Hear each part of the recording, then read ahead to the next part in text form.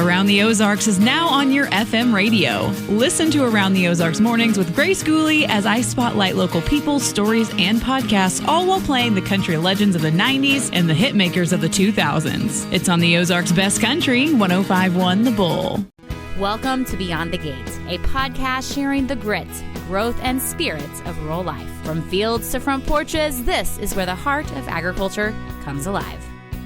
Today we go beyond the gate to tell a family agribusiness story.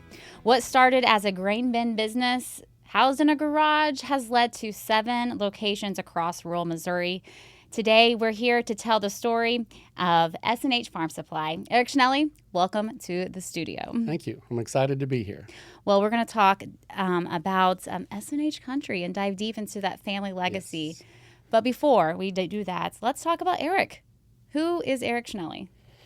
Well, I'm like a lot of farm kids. Grew up on a farm, big town of Lockwood, Missouri, hour west of Springfield. So kind of feel like I sort of had a normal farm kid life with an extra business thrown in, but really had a great childhood growing up on the farm. The business started in 1969, so I was 4. And I was going to ask that, how old you were when it all began. And so I don't really remember that part, but I know that, Dad came, the only phone was, in the house. So when he wanted to call customers, that was at lunch or at night or on weekends. And so, we decided to add on to the house, Mom did, and put a, addition of bedroom and living room on one end, garage on the other. And, Mom's joke was that the car was pulled in there once, and Dad was like, hey, this would make a great office. Car was backed out, the garage door's still there. And she's not had a garage since. Yeah, it was for quite a while. So I'll get to that. It was several years. But it was always kind of cool later in life. Customers would come up to me and were like, oh, I did business with your dad a long time ago, even came to the house and you're riding your tricycle around or playing in the yard. I'm like, oh, that's quite a while ago. Yeah. And so, that was always kind of there, not a big thing, but really enjoyed growing up on a farm. I found the love of gardening right away with my mom. That was our thing, had a big garden. They got me a plug-in hothouse where I could grow my own seeds and do that. It'll work. Yeah, and I just love that growing, transplanting, producing something, And so I think that was kind of the, let's do something and make it bigger, better, and really enjoyed that. Grew up with 2 sisters. My oldest sister, Kaylin, still married to a farmer there in Lockwood. And then the next sister, Christy, has lived in St. Louis, now lives in Kansas City, but she's also been in agriculture. She worked for Missouri Corn Growers, and she's in convention management, so she's managed the Commodity Classic. Now that's a big feat. It's a lot of moving pieces. The show, the seminars, the entertainment, and so she's still doing that. I think in a little different capacity than what she did, and I was able to go to that last year, and it was cool to see her in action. But so our whole family's been in agriculture. Farm, Dad was always go, make the farm bigger. And, my grandpa had a small farmed with horses. Dad was excited when they got their first tractor because he didn't like horses. And, he had to take care of them when they're sweating. A small kid, imagine taking care of percherons, when you're a tiny kid. That's pretty overwhelming. Working horses. Yeah. So he was just like, horses aren't for me. And horsepower, though. Yes, he loved horsepower. And so, he was excited about a tractor. But, when he went through FFA, did all the ag stuff, and he came back and I want to farm, I want to get some acres. I want to, grow, do things. And so, we had a lot of hogs, really big into the hog business at the time when that was the thing. And at that time, I think everybody was. Thanks. We had you had to diversify. We had 500 mama sows, and so we're talking. We had a place called the Hog Farm, and it was just a sea of, the whole range of sizes. You had to grind feed all day long to feed the hogs. That's partially why we raised corn and milo to, do the feed. The farrowing was a whole thing. Working the pigs and notching the ears and doing all the vaccinations. So I grew up with that, loved that. We had a lot of irrigation, in the beginning we sold some irrigation supplies. So I ran irrigation during high school.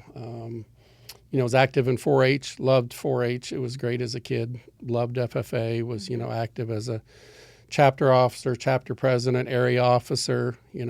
Dad was never a show person, so we didn't show pigs or cattle or anything, but I really enjoyed, like with 4-H, taking things to the fairs. Achievement days. Yeah, achievement days and share the fun skits and all that kind of thing. So that was cool. But, the whole FFA experience with getting your state degree and your American degree and all that was fun. So,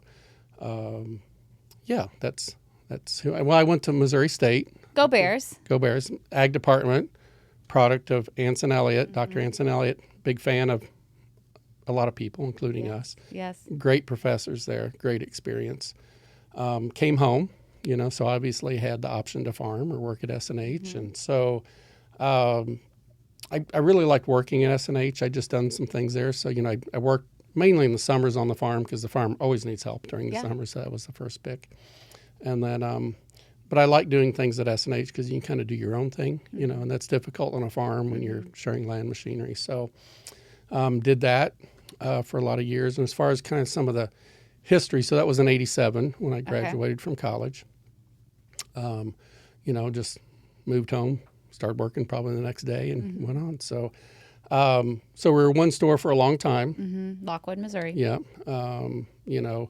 Store started out, so I'll back up a little bit. So 1974, I should go back a little further. Let's go back to 1969. Why is it called S&H? Yes. Let's Wayne Schnelle. Right. And your uncle. Erwin Hedeman, also my godfather. Yes. And so they were kind of farming together, had all these ideas, and we're always thinking of ways to do things. And so they were like, at that time, what was grain storage or machinery storage? You had a wooden barn with a couple wooden granaries that you hand shoveled grain in and out of. So people didn't do that except for keeping feed for their livestock. So the rest of it, you put it in a truck, you waited in line at the elevator, you sold it for whatever they would give you for it. They'd dock you for moisture. And how far did you have to travel? We're 4 or 5 miles from town. But I mean, we're talking old 2-ton trucks. And then sitting in line, so it was not very productive. And so Dad was just like, there's got to be a better way. I want to be more in control of marketing. So that was the problem that they saw. That was the problem. Well, that they had. And their neighbors had. And I think, people were starting to put together some basic grain bins. They had seen some products. No one was selling them in the area. And like any good farmer, they're like, maybe I can buy something direct. So they're like, hey, Butler Bins and Buildings in Kansas City selling a good product. They drove up there, had a meeting. There wasn't a dealer in the area. So, hey, we'd like to buy some for ourselves and possibly sell them to our neighbors. So they did. Of course, the neighbors saw it. Word kind of spread, started a business. So Dad always just said that him and Uncle Erwin each spent $500 each, started a business. An investment. And big investment, And so started the business and it was off. They had, they came out with metal farm buildings at the time, storage buildings, which were also not a thing. And they came up one called the Farmstead. It had slanted walls, so it cost less because the slanted walls were sturdy and you didn't have to have as much red iron. Yeah. And so, but it was a unique thing. When Dad and Uncle Erwin saw this taking off, they went, also like a good farmer, they went to them like, hey, I think if we could buy these for like 20% less and sell them, that we think like our sales would blow up. They they weren't like signed up as a dealer. I think they were at that point. I think I never did ask them like, did you just, but I think they kind of had to sign up as a dealer to buy direct, and so like, we think we can sell some because our neighbors want some, so I'm sure, that was the conversation. And so when it kind of started taking off, they're like, we can sell a lot more if we could just be at this price point. So give us a deal. The typical farmer. Yeah. Well, typical farmer. I was going to say the typical businessman, but no, the typical farmer. Give me a deal. Give me a deal. And so that was still their mentality. And so they did, and it really took off. I mean, I remember as a young kid, people would just drive from all over, and people would show up with trailers and they'd load up a building or bin, and Dad would tell them like how to do it. So were you storing them on the farm? Yeah, or would they order them? I don't remember that. Butler? They would be delivered, but I don't remember just like stacks of buildings sitting everywhere. So, I mean, there must have kind of been a just in time. I would assume you'd place an order, it would show up. And you didn't have a showroom. No, we didn't. We had the garage. Remember, we had the garage. Right. So, your with the desk. mom's garage. Yeah. And kitchen table. Yes, yeah.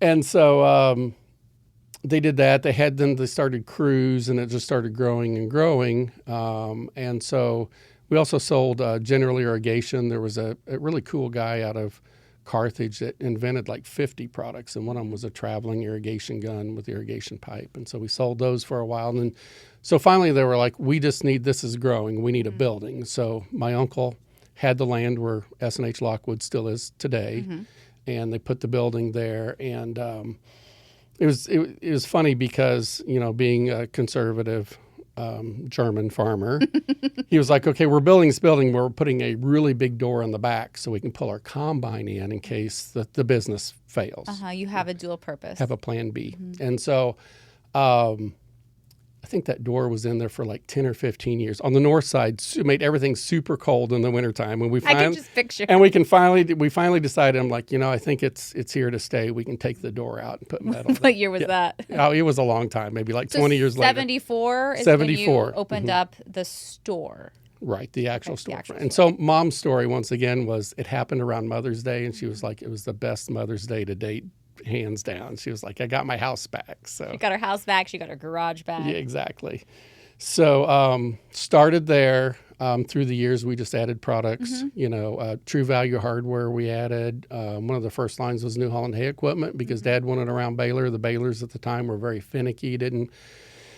Didn't bale hay easily, and so we went to a New Holland hay demo and loved the baler. So once again, I'm like, I'm going to buy one, but like, hey, I think I can sell these, and I need to be a dealer and buy direct and resell. So did that. Bush hog right away, Dewey's beds. There's a lot of brands that were just like right out of the gate, fairly new in our area. And so there are a lot of brands that brands that you're still selling today, which is fascinating, which I have we'll dive deeper into those relationships and how you select those later. Yeah. But I hadn't thought about how far back they go. Yeah, and some have been there for a long time. And then the Oliver tractor, white tractor, the guy retired in town, and so we took that on. So a lot of things just kind of happened, and we added through the years. So stores. So as we expanded, we were one single store to 2003, long stretch.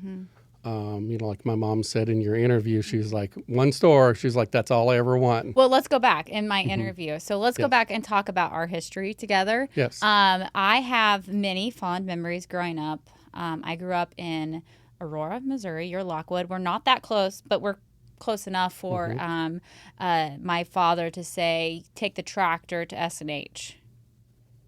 That didn't mean load up the tractor on a flatbed, take it by truck. That means we drove it. That's a long ways. And there's multiple times that we did that as a child, not as children. Growing up, going to the parts counter, go ask for this, or being a teenager, and I drive, half hour over there to get this list of parts that I knew I was supposed to fix something I broke. But there's long history of being a customer of S&H. I did not know that. That's cool. Oh yeah, like growing up, watching the expansion of of that. Well, even at the Lockwood store, we added on. That's what I'm saying. It's like not expansion to stores because Lockwood would still always be the closest for us. It changed pretty often. Yeah. And then growing up there, it's pretty cool. But fast forwarding to 6, 8, 9 years ago, a few years ago, yes. We got to work together and created the TV show From the Tailgate. We did. And that's when I first got to sit behind the mic and tell stories of my neighbors here in Southwest Missouri. And one of the foundation interviews that we did was to sit down with your dad. Yes. And and your mom. Right. And I got to ask them the questions and their memories of it. And it was fascinating. It was cool. And it's still an episode that I go back to often and share and think about because that's what I love most about working in communications world and working in agriculture was those stories. Yes. And so I had to get you behind the mic. Here we go. And so now we get to relive that story. And so watching you guys grow, going back to 2003, I'll think like, okay, that's when I graduated high school. Okay. And so as you think through the progression of, well, let's talk about your brand. I guess I'm going to lead into that. But you guys are one of the most recognized brands in the area in Southwest Missouri, Northwest Arkansas, all those areas of New Holland and many other brands. Mm-hmm. But your mom always said it was that one store. What led to her accepting that there was going to be more? Right. We had to have discussions, and she was always supportive, but once again, she was the anchor. We were talking about. Your dad was He was the idea man, and the idea person, and Mom and I had to make it all happen, So Mom was at the store, like when I was in college, I think she started at the store and ran the office, did the bookkeeping. Really, the two of them made it all work.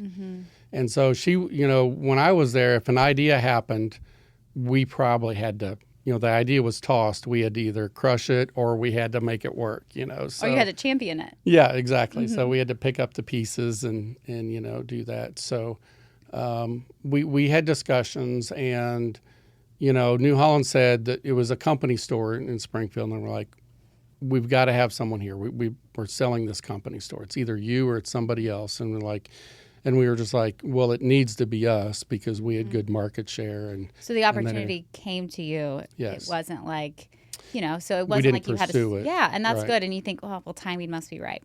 It is, and that's I'll point on like timing's a lot. It's just like farmers that you can have a master plan that may not work. A lot of things just happen, and you roll with it. So that was 2003. We outgrew that location on East Kearney pretty quick. Very small. The joke was that if two customers in the UPS and a delivery truck all showed up at the same time, it was a traffic jam. I don't remember that location. And see, that was the issue. It had been there like for 20 or 25 years, great dealership. But when we went there, we're like, we're Team New Holland used to be, and like no one knew where we were. East Kearney?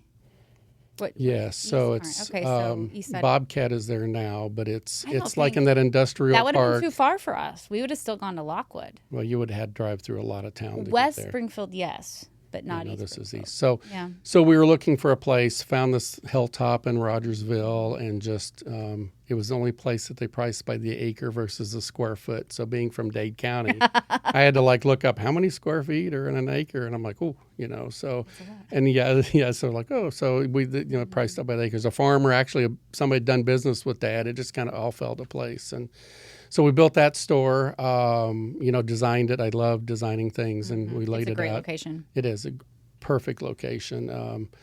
It was very difficult for a Dade County farm boy to figure out how to build in Greene County with all the rules and regulations. There's actually codes, probably. There was a lot of codes, yeah. Dade County had no codes at that time.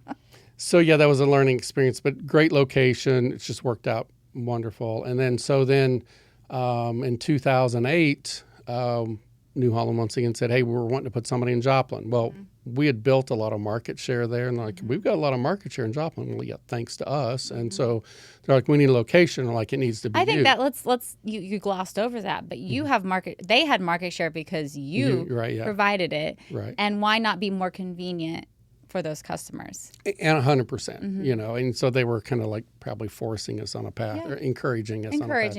And so it's for you to grow that bit, and we had hit a plateau, you have to have a location there. So we were talking through that with the dealer development person from New Holland. We're like, what else is going on in the area? And they were like, Ray Chastain at Mountain Grove is really ready to retire and, really wanting to do it soon. You're like, why don't we just bundle all this together? And we're like, oh, okay. Same time, okay.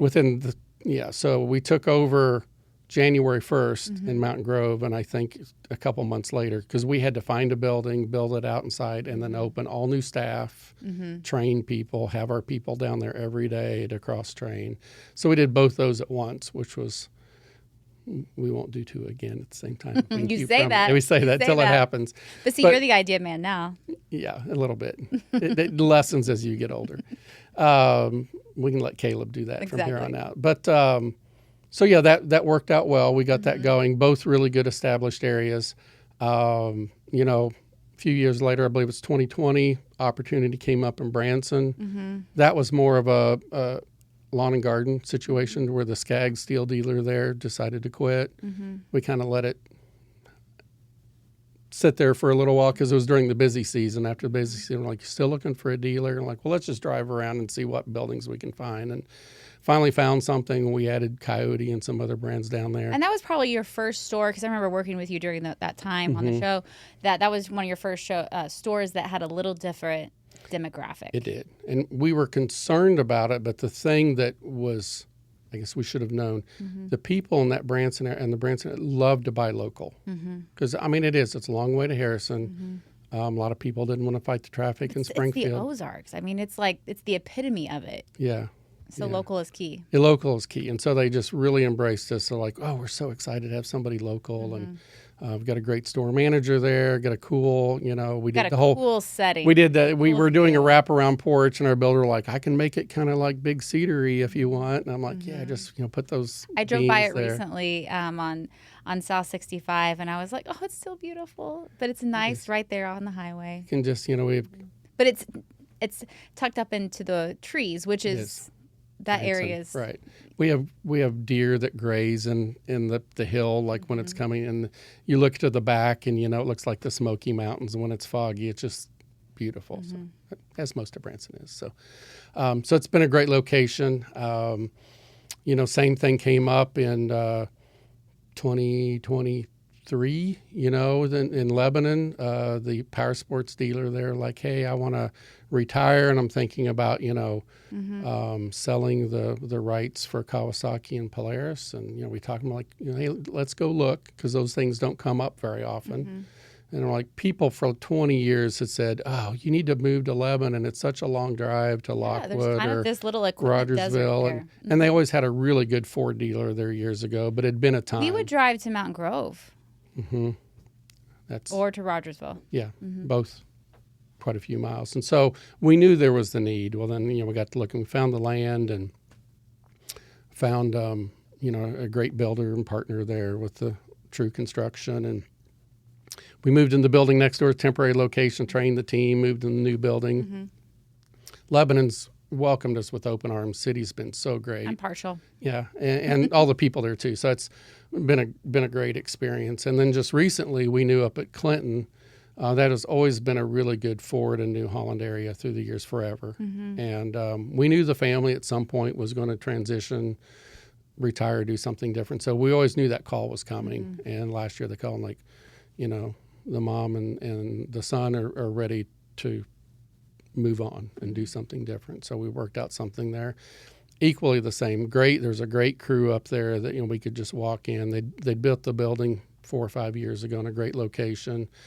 The farmers there have been really welcoming with having a little more product mix there. And so we started that January 5th, I believe we took over. And that's why it took me so long to get you in the studio. You were kind of busy. Yeah, had a few projects in the works. So, because whenever you have a new store, and really it's the team. I mean, I do some, but the team, like, you need to be there a lot to support, answer questions, and help. And we've been doing that still at Lebanon. The impact you have on the communities too. I think that's important, because you don't just run a store. You have your team is involved in the community. Right, right. And I'll touch on that later. That's a big part of our business and our philosophy. But and then the side piece that you don't see. I mean, really, we have 8 stores with our online store. Yeah, yeah. And so, like in 2010, I saw all this, and like, you need little side projects, and I'm like, hey, we need to do this. And so I got on GoDaddy, and farmpartsforless.com was available. So I got that, and paid $10, and like, I'm ready to go. And so we figured out how to get on a platform and start selling stuff. And through the years, we've always had what we call bulk buy. We'll go to somebody like, hey, we're wanting to buy this many rake tines, tedder tines, these things for wear products. Like, we want to buy all this. What's our price? And so we'd been doing that in store, and like, I think we can sell these online because they're American. Most of them are American made. Exactly what your dad started out doing. Yeah, just finding a niche, and you're like finding an angle and getting your lane and go. And so we did that. A few years later, we started our Amazon store, an eBay store. About 10 years after that, we built this building north of our Lockwood location. That was our online building, because we had Rogersville shipping some things and Lockwood shipping some things, and it kind of got to be more than what the traditional store needed. And so it's a separate area now. And last year we transitioned that to snhparts.com, because before it was like, the idea was like, well, let's sell parts all over the United States. That's a cool part. We got to think, like, we're underserving our customers. We need to be selling, because a lot of people want things to just show up at their door. So most of our products are priced with shipping to your door. And I still get notifications of those orders, and I laugh. There's somebody that placed an order today, and they're just like 10 miles south of us. But it was just like, it's a lot easier. You just if click and it shows up. If that had been around when I was growing up, it saved me lots of trips to Lockwood. Yeah. I could have said click, order instead of sending me 30 miles. When your dad were like, we still need it today, so still go. Oh, still go. Yeah, that's right. But you can get it tomorrow, Dad. Yeah. So that's kind of our new venture, because that is the future. That if you don't need it today, just how can I have it show up at my house? So yeah, convenience. It is 100%. Okay, the jingle. The jingle. You're in S&H country, S&H Farm Supply. Thank you for singing. Absolutely, so we can cut that out. But everybody remembers it. I mean, It's one of those things that I don't know what year it started and how it all started, but that jingle is kind of what put you on the outside of farmer to farmer radar. Right. So I don't know what year it was either, but I was a kid. I remember. Yeah. So I know it was right after Joplin and Mountain Grove, so it had to have been over 2008, probably maybe like 2010. Oh, it's not. It's newer than I thought. Okay. Yeah. I was thinking I was younger, but because we made the map at the same time, so it was part of a whole. Yeah. So go back to one of the things. Visual concept. Idea guy, and I like marketing. So when people ask, how did you know what to do? What was your job at S&H? Well, Dad sold stuff, had all the relationship with the vendors. And so you just kind of like, okay, what does Dad not like to do or what's not being done? And so, I developed a logo right away, and it was like an S&H and a swoosh and, a dot where Lockwood was and 4 states. And it was really hard to put on the side of a truck or on a stationary, but that's what we had for a while. And I'm like, we need to do something different. And so all the radio stations were like, hey, you need to come advertise with it. We got this seminar you need to come to. It's about branding. And I'm like, okay. And I'm like, I don't know if I'm going to advertise with you, but I'll go to your seminar.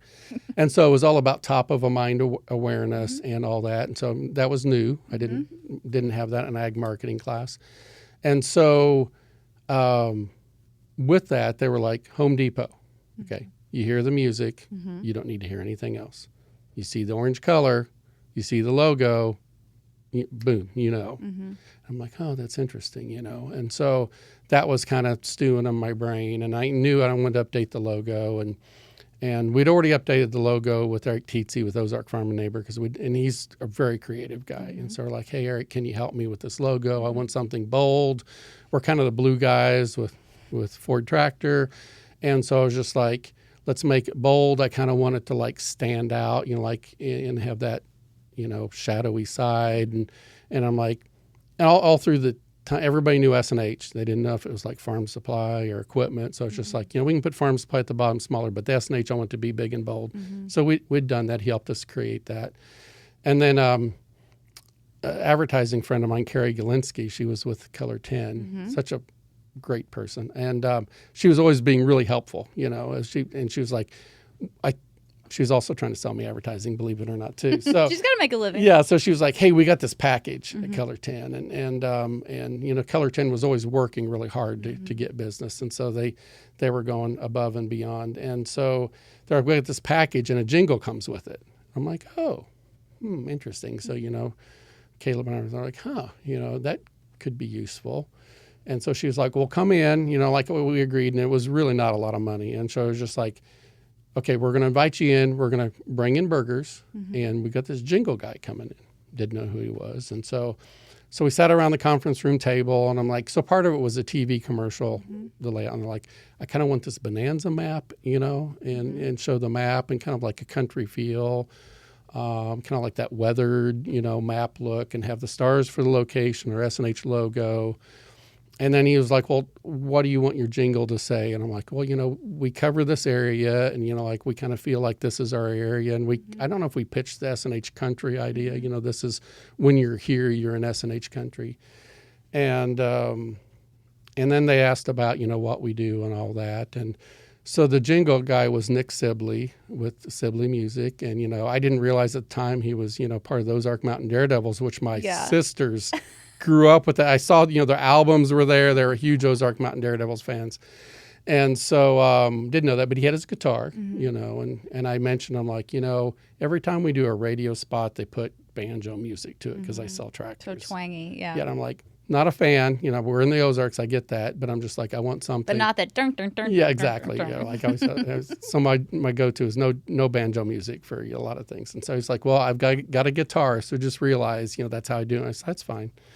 And so you're like, well, let's go eat our hamburgers, and, you know, Jingle Guy's going to do his magic. Well, it was like 15, 20, 30 minutes. And you're like, oh, he's done. And we're like, you can finish your burgers later, and let's go. You didn't even get to finish we lunch. didn't even, yeah, we were still midway through lunch. And we're like, you know, he's got stuff to do, so he's going to go through the jingle. And he just sang it out, and it was, so I'm still going to find that for you. So there's the full line I sang. Right. But there's a full 30, and I think there's a full 60 of like verbiage through the whole thing. Same, you know, music Verses. bed. Uh-huh. And then there was also a lead in too, but we really just stuck with the end.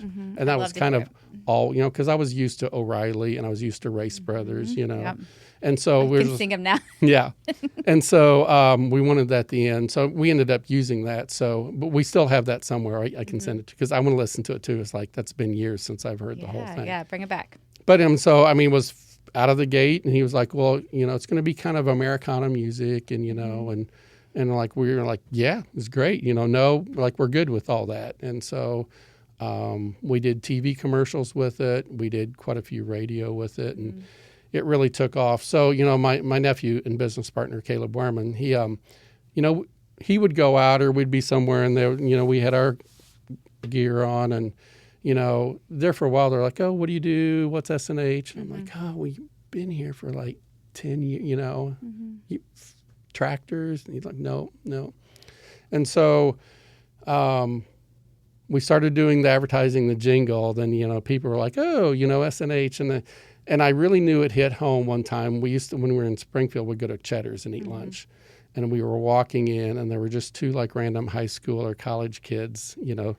And we walked by, and we can just hear them real soft singing the S&H jingle as we're walking by. And I'm like, they're not our target market. It doesn't matter, but maybe someday they will be. It could be, but think of you. But I was just like, yeah, they, you know, like, I think we've approached, you know, we've reached a plateau. You know, it's like it's working. Yeah. You know, and so it was really cool. And you know, like at Farm Fest, a mom would come up, and I'm like, oh, she was like, my kid sings your jingle all the time, and borderline driving her crazy. And she was like, you know, Junior, sing the jingle. Well, yeah, no, he's going to do that. And so he'd go like behind the tent, and I could hear him sing, you know. Yeah. It's like, there's like, but it was. Now, here's a catchy. marketing idea, because I'm an idea person, right? You need to have like bring it back and have like a singing contest. That you know would how be they do like cool. national anthem contests? You should find the full lyrics. Right. Publish the full lyrics and have come a in. S&H Farm Supply stage at Farm Fest. Farm Fest. We're always looking for those things to, you know. I'll send you an invoice Yeah, for that idea. there we go. Yeah. Put it on my tab. Okay. So, yeah. So, I mean, it took off. And then, you know, that's really, I think, where we got a lot of recognition. Now, granted, we probably ran a lot more ads because we kind of had a theme. But you had an identity, you had a story, but not everybody knew it yet. Right. For sure. I mean, traditional ag, yes, most generally they, you know, we had top of mind awareness with them. But, you know, even at that time, we were selling a lot of lawnmowers, a lot of power sports. And so we were unknown. Now, everybody, not now, but even 10 years ago, like, I want 5 acres. I want 10 acres, you know, and it wasn't just a farmer with 500 acres or 500 head. They were looking, and you have carved out a niche to serve them also. We are. And that's what's nice about Southwest Missouri. I mean, you've got your, like around Lockwood, and, you know, especially down in Clinton, some row crop farmers, a lot of beef, a lot of hay, you know, and cattle in this area. So that's a key part of our business. But then, you know, the person with a few acres, you know, we've got lawnmowers, side-by-side, small tractors. We also do light construction for, you know, contractors and farmers. And so there's several different areas. Just taking all my questions. I'm just trying to get ahead of you. So I'm supposed to be ahead of you. What do you think those key decisions, those key maybe ideas that you went forward with, that kind of fueled this growth? Well, it's several different things. I mean, Dad's passion for agriculture and helping people, being part of community, you know, willing to help other people succeed through. I mean, he was always the idea guy with people coming in. They'd say, "Hey, Wayne, what do you think about this?" And it was always the joke that when somebody'd come in, if they stood by the door, they knew that they were trying to do a quick hi and go. But if you sat down, it could be a half hour to an hour. And most people knew that and they enjoyed it. But like if you're sitting down, it's not a quick conversation because Dad loved to visit with people. And give them a Portals of Prayer, a little devotion booklet from our church, or, just talk about all kind of things. Well, not just selling them something, but a friend. Right. Now, I think generally the sale maybe came after that, but it was always the conversation. Relationship. Right. And a lot of times it was just conversation. It wasn't a sale. So yeah. Well, you create that relationship and that trust. Big part of that, yes. And so trust kind of goes into the brands that you sell today. Right. You mentioned some of the ones that your dad needed a grain bin, that your dad needed a new baler. Right. And he trusted New Holland. Right. So that's kind of what spurred some of those early brands. But let's go, fast forwarding to today, 2026. How do you choose the trusted brands? Right. So that's a big thing of what we're doing now. So, through the years, we've had a lot of brands. And what was great back years ago is they all had their lane. So say like a commercial lawnmower brand like Skag or Exmark, they were purely commercial. Now they make the whole line down to residential. And, New Holland may have just had, balers, rakes, and mowers. Well, now they have the whole line of hay equipment, complete line of tractors. So we took on brands years ago because of a specific product. Now we have a lot of overlapping, products within brands. So we've been very specific about, okay, we may have 5 manufacturers that handle hay rakes. Let's sell 2 or 3. Or, we're handling this with different brands. We're also looking like, what brand doesn't make sense for S&H and our customers? Can we, maybe just sell parts for that brand, or is it, you talk about trust. Sometimes things get a little wonky with the relationship with a manufacturer. Like this really isn't for us, That relationship with the manufacturer, what do you look for in that? Well, there's a lot of different things. I think it's probably product driven first, because we're sales guys and sales driven. So you look at that, but then, we do have kind of like a whole list now. It used to be, we're like, oh, we can sell that, sign us up, know. And now we're like we're very picky, even with some of our current lines. I'm like, so how's our relationship? Are there a lot of demands for training that are doable or not doable? And, how easy to get parts? How do they take care of warranty both for us and our customers? How is their product? Is it, is it up to date or is it declining? And so we do some different things. We've had some tough conversations with some manufacturers, like we're not ordering this and this and this because of this. And a few manufacturers, even that have been trusted, we love the management, like your product just doesn't fit our mix anymore, and let's talk about, there's other dealers that can have it in the area and we'll tell our customers where to go. But that's always the thing for me. I've been in the business 40 years and I'm like, it's really hard to let go of a brand because we've sold that to our customers and it's really important to continue to support them. It's not a quick decision. It's not. And sometimes it's a hard decision and, but we always try to, like, what is the plan B? How can we support them in any way, or, maybe trade them out of what they have into a brand that we're currently handling, that sort of thing. So you have, speaking of manufacturers, you've served on the advisory board for New Holland? For several brands. For several brands. What does that mean? What is that role?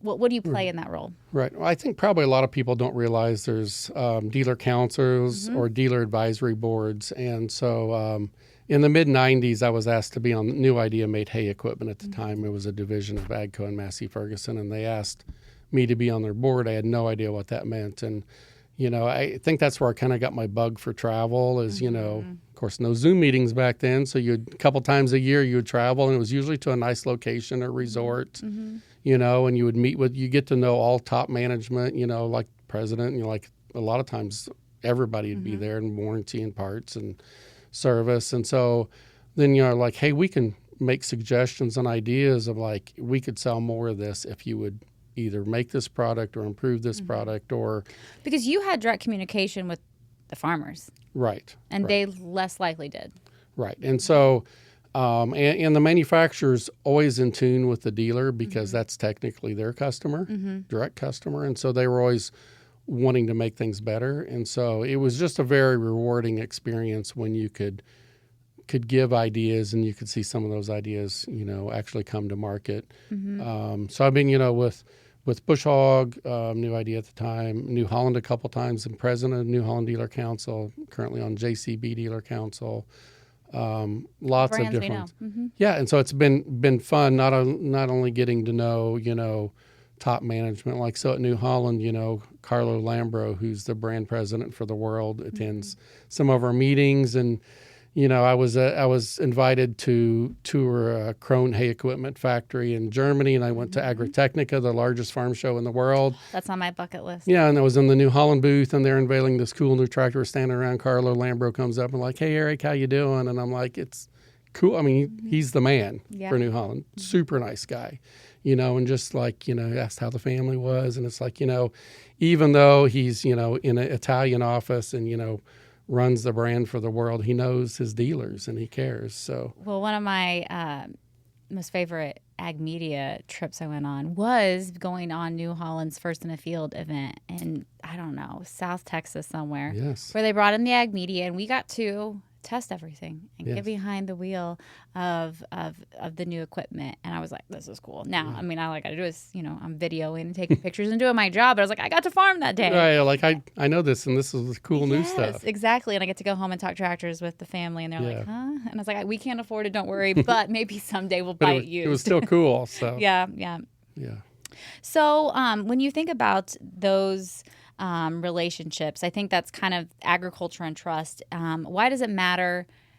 Why is it so much more important to for a dealership to have that relationship, separating them from someone who's just selling iron? Right. So I mean, it's really easy to sell iron, and a lot of people are like, "Oh, I can lower the price and sell a lot," and just like. That's fine if you want to sell it once to someone. But, like we've talked about, S&H was built on relationships and being a partner with farmers. And, that means parts and service support and all the things that come with it. And that is that knowledge base of your employees. Yes. And that is by far the hardest part of the business, by far, with the parts and service support. A lot of training, a lot of inventory, knowing how to look stuff up. Especially with today's complexity, it's really difficult sometimes to make sure you're getting the right part for a customer. And so that takes a lot of investment, a lot of training, and that's for dealers. It requires a lot of work, but it's the most important thing of what a dealership does, because those are the things that keep your customer going. Let's talk about those employees, those technicians, your sales team. Every industry seems to be struggling to find those skilled laborers. How has that impacted you, whether it's a skilled technician, a salesman on the floor? Right. I think every business would say it's more difficult than ever. And, I think the challenge is, we just need more kids staying in agriculture because I've got a team now that does a lot of the interviews. But, when I was doing interviews, you're looking like, oh, you're an FFA. So, like, tell me about that.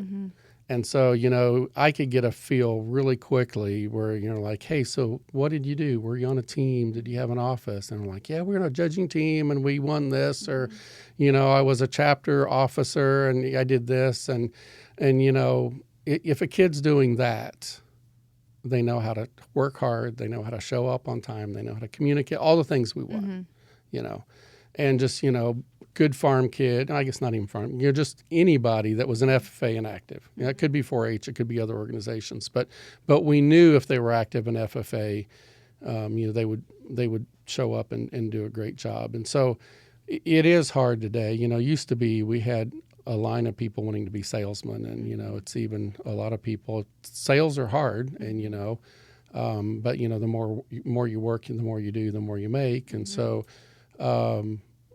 But we struggle with all those positions, and there's times that we have a home run and we find some good technicians, but it's all about us having a good team, because working somewhere is somewhat about the pay, but it's also about where you work. And so When you've got a good support staff and a good team, the word gets out, and I'm like, hey, that's a great place to work. I want to work there. And so we're trying to connect with VOAG and FFA earlier, like freshman, sophomore, just like, hey, what kids do you have interest in that are mechanics?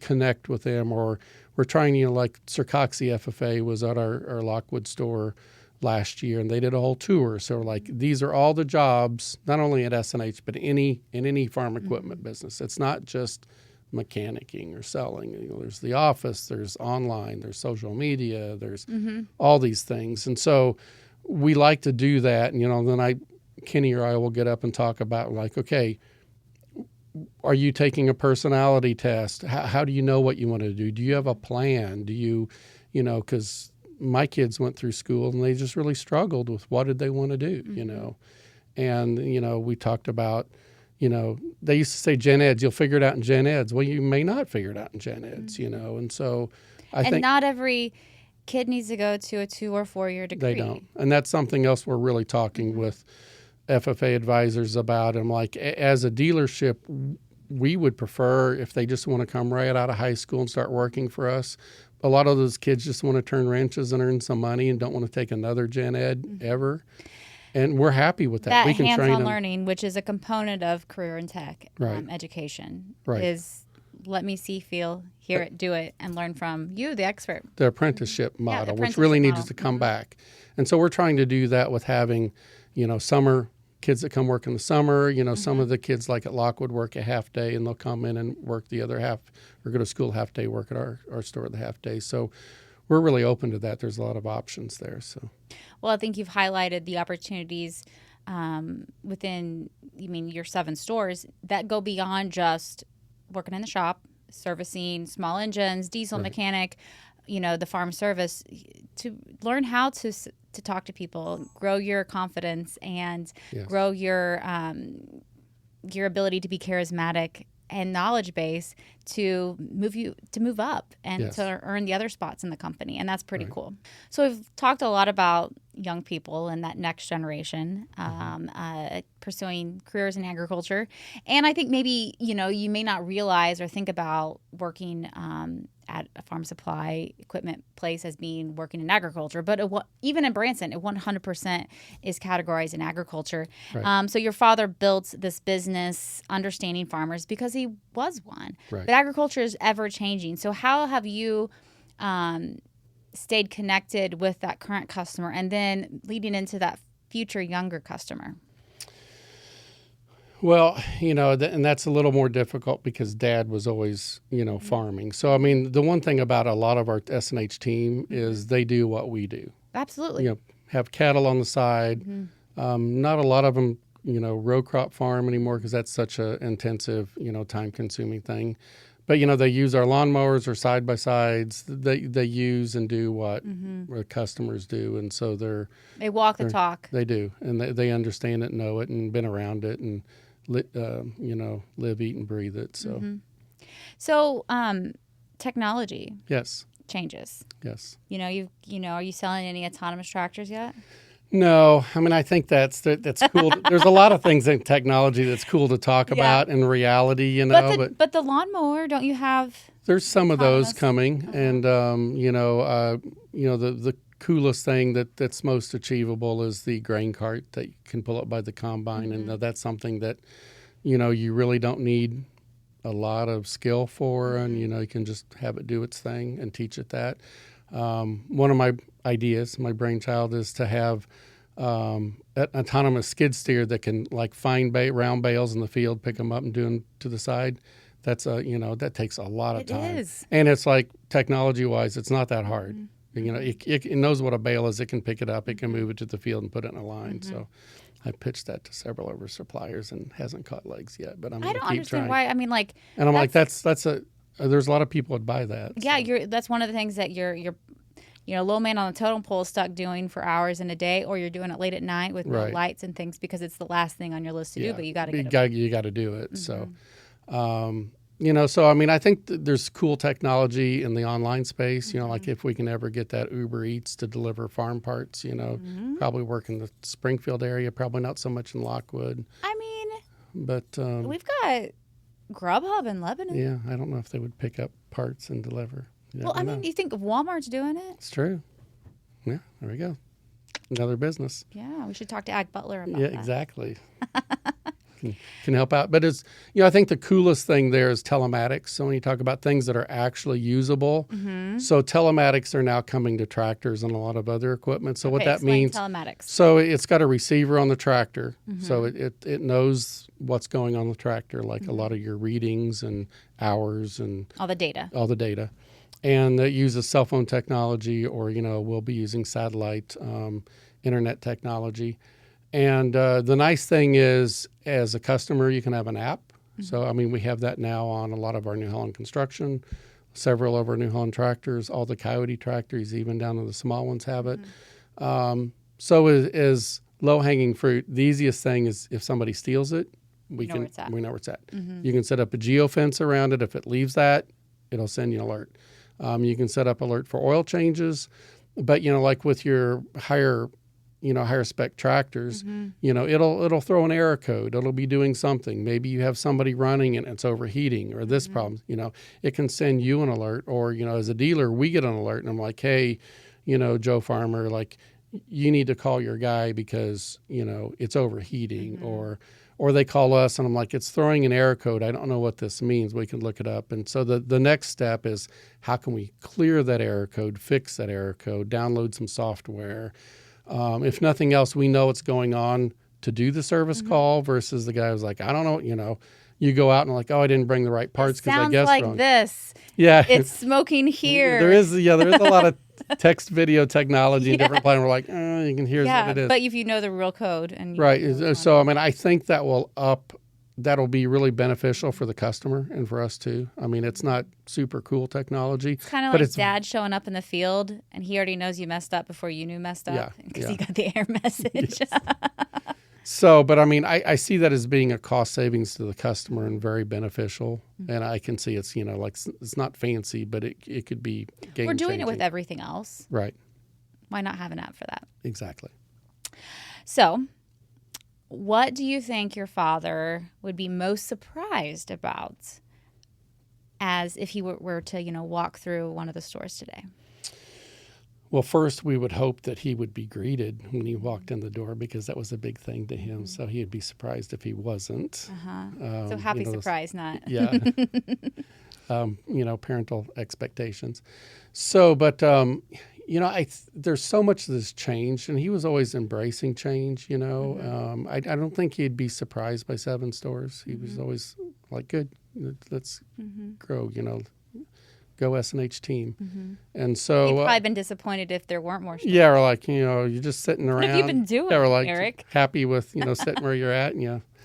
But, I think he would be really surprised about the complexity, in equipment. Not surprised, but kind of frustrated with, just the lack of a farmer to sometimes completely fix. I mean, just like your vehicles, you really can't work on them anymore. And the tractors, there are some things, and the manufacturers do have electronic service tools you can buy or whatever, but there's a lot of training. It's difficult because it's a very complex piece of machinery to abide by emissions and all the gadgets and everything in DEF. Yeah. And so I think he would be frustrated that, the idea was to have value for the farmer, and when you just look at cost of fuel and fertilizer and seed and farm equipment, everything, it's just a lot.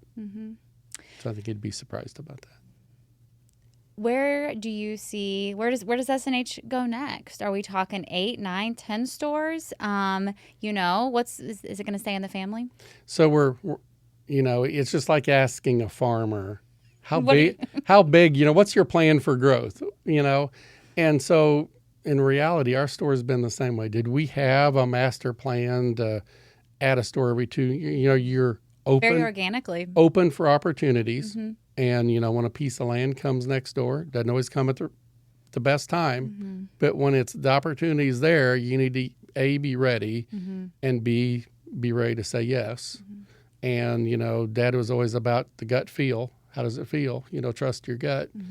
And, like, you just know, like, we never had a business plan. I had a nephew that interviewed me in college. He was like, my professor wants to know about your business plan. I'm like, tell him we've never had one. And he was like, It's all up here. that'll blow his mind. I'm like, 100%. I'm like, we just knew. We knew the dynamics. Business plans are fine, but those are textbook things. They are. And businesses don't always run like that. They don't. Especially agribusinesses and family business. And like, we know how this works. We know the area. Yeah. Like, we can do this, And maybe a lot of times it was blind faith, but but a lot of times we had market share there anyway. But like, we can make this work, and it did.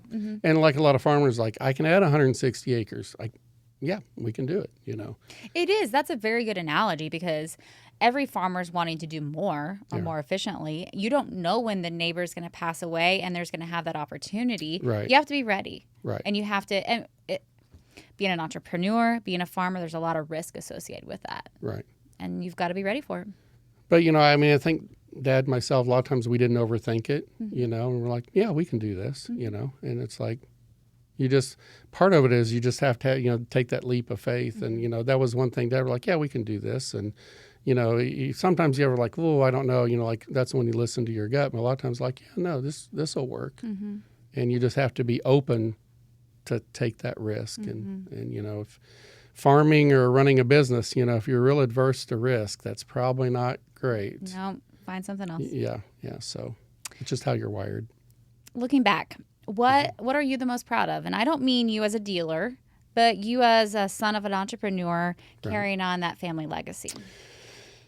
Well, I never really thought about it, but here's the interview, and I've worked there for 40 years, and so I was just like, I think part of it is we have a good team. The team has got S&H where we're at today, including my nephew and business partner, Caleb Wehrman. The next generation. And he's been in the business 20 years, That makes me feel old. I always strove to be the fun uncle, Yeah. So he was kind of like that first kid that wasn't my first kid, him and his sister. I was always the one buying them random livestock and giving them for their birthday. Showed up with sheep and all kind of things. And luckily, my sister was okay with that. She's a sweetheart. Yeah, but I did a lot of that stuff. But doing that, it's been a good living for all of our team. And people are telling me like, it's really cool that you've got 230 employees and you're I don't really think about that. They're the team, and I value what they do. There's not a lot of jobs in rural communities, and you've provided those. Yeah, and it works good, and I'm glad that there's that opportunity. And like for our family, I haven't really touched on them much. Yes, you mentioned your nephew, but you've got your own kids. Yeah, and my wife and I met. It was a setup with her brother and my brother-in-law were roommates in college. I was approaching 30, still single in Lockwood, so people were getting worried, and so it was a setup, and she was working in St. Louis. She grew up in Southern Illinois, in Red Bed, Illinois, and so it was a meetup, and it worked out, and did long-distance dating for a little bit, got married, and, I'd lived on some acreage and a farmhouse there, and we decided the time was right to build a house, and I'm glad we did because it was great timing before everything went up. And a couple years after we got married, we had our firstborn Ben, and he's 28 and graduated from Mizzou, and also got his master's, and he's an urban planner now in Chicago. Him and his wife love Chicago. His wife Kat's super talented at being a video producer up there. Has won lots of awards, and they're just loving, being young people in a big city. And then my second, Rachel, her dream job was always to be an NPR reporter. We always listened to NPR News. We just, that radio station we always had on. Growing up, it was KTTS, and it was always on. And so we toured the station here in Springfield. She was just like, I love everything about this. And so she went to Mizzou, to the journalism school, working at Pittsburgh, Kansas at Pitt State, and they've got a brand new building where they have their NPR station, just loves it. My youngest, Katie, is 22, just graduated from Mizzou. So, so they're doing their thing, and, if they ever want to come back and work in the business or Southwest Missouri, they can, but they're on their own path. I always told them, like, no pressure, and my dad never told me that, but I kind of got that vibe. But he was always hopeful, and there's lots of opportunities, so it all worked out. Well, let's kind of go back to 18-year-old Eric. You know, you went to Missouri State. What did you graduate high school and farming was an option, the family business was an option, but the whole world is your oyster. You know, did you go into college at 18 knowing what you wanted to do? Pretty much. You know, I was kind of like the guy that liked to plan. You know, I saw my friends really stressful. Yeah, it was really stressful. You know, I see people are like, what am I going to do? What major am I going to do? You know, and I'm like, I'm kind of glad I don't have to worry about that, because they were like, oh, don't you want options? Like, I got a great one. I love Which Lockwood. is a perspective that many kids today would be like not happy for. They, you know, I think they would take advantage of to have that security. I mean, that's big. And so, you know, and I knew I had two options, and you know, it was I liked all that. I loved going through Missouri State, the ag department, learning about ag and having the college experience, you know, and being away, you know, from a small town for a little bit, and you know, and so my kids love their experience, and they want to see different cities and different things and spread their wings a little more. So that's good. Well, I know that the future is bright. Cliche statement for SNH, but it's been I've walked through. I lived in SNH country my entire life, but many listeners may not know the story behind how it came to be. And I think that the more and more today, our consumers want to know. Not just that they're getting a good product, because they can get a good product a lot of places, but who they're getting it from, that they know and they trust you. And I know that's true with you. Right. We always say the dealer makes the difference, you know, and it's good alliteration. Right. Because it's, you know, there's a lot of feelings about color of equipment and different things, that's you right. know. So, but, you know, this day and more than ever, it's, you know, how you take care of the customer, parts and service support. And like I said, it's the hardest thing to do. And, you know, that's really, you know, you talk about what's the future of SNH. Our focus is to really strive every day to make that better. Because, you know, it's like one of those things you can always be better. And so that's our goal, is how do we really build that out, help our customers continue to engage in the community, be active with FFA, all those things, to be a part of the farming community and, you know, the actual communities we're in. Well, you may have just answered my last question. A little bit, yes. Probably. But, you know, what's the one thing about your story you want people to remember today? It is. It's how my dad started the business. It was caring about others and being, you know, I don't think he would have considered it community, but, you know, he really wanted to help out the area farmers, to be their partner, be their, you know, supplier, and, you know, to be their mentor. He was a big mentor. And so, I mean, we see that today as, you know, there's a lot of business that sells things, but I'm like, we are, you know, big advocates of agriculture, big advocates of FFA, 4-H, being involved in our communities.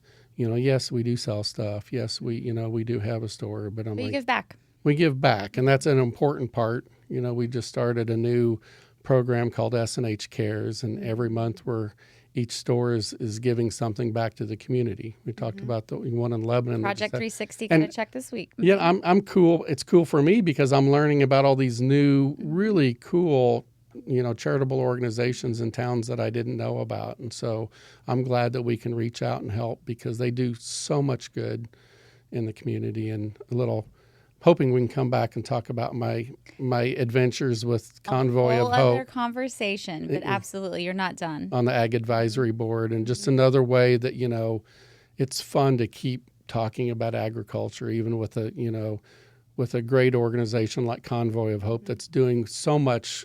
And now their next thing is agriculture across the world. And so, well, Eric, it's always a pleasure to be able to tell your story multiple times on multiple platforms, but it's a good story to tell. Thank you for joining us in the studio and letting us go beyond the gate with SNH Farm Supply. Thank you. It's been fun. I enjoyed it. Thanks for joining me for another episode of Beyond the Gate. If you're watching on YouTube, like and subscribe. New episodes drop every other Wednesday. For more content, follow Around the Ozarks and Beyond the Gate on Facebook and Instagram, and subscribe to the daily newsletter at aroundtheozarks.com. Join us next time as we share more stories of the grit, growth, and spirit of rural life.